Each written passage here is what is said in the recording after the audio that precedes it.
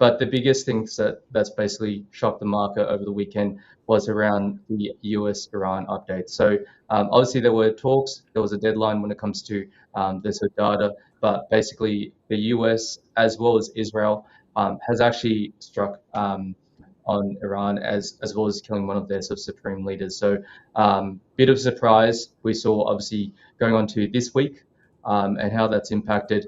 We saw the likes of the price action with gold gapping quite significantly. I think it was about five.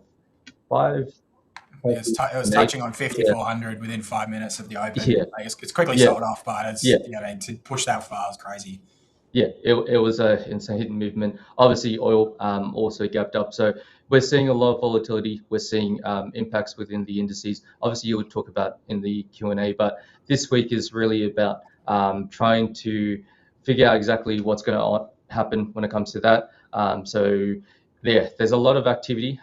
It's probably one of the busiest Mondays that we've seen quite some time, considering that it has had also impact. So Iran's actually struck back, and they've actually focused on US bases in areas such as the UAE, etc., and around surrounding areas. So it is actually ongoing. A lot of talks about it. I guess the concern is that Iran does provide 2% of the world's oil. They're also part of the OPEC. From oil producers to OPEC, there's not much capacity for a lot of the OPEC members except for Saudi Arabia. So there's concerns around, I guess, the supply and demand. So limiting the sort of supply. Plus, Iran does control the actual. I forget the name of the Gulf. Ollie, do you remember the name of the Gulf? Oh, don't put me on the spot like Yeah. that. No, but I do find it quite interesting though that I guess there's concerns over the supply for oil in Iran.